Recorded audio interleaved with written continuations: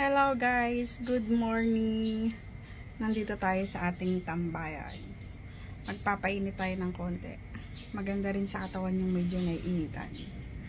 Oo nga pala guys, sa mga nagre-reels na kagaya ko, lalo na sa mga bago dyan, make sure na kapag nag-reels ka, magparamdam ka. Huwag kang puro silip lang, huwag kang manghinayang sa comment at panunood ng video. Make sure na nagagawa mo yun kasi lahat ng ginagawa mo dito sa Facebook, nakikita yan ni Lolo Meta. Nalalagyan ka ng grades. Huwag mong sayangin yung paghihirap mo. Make a move, sabi nga, magpakilala ka para matandaan ka nila.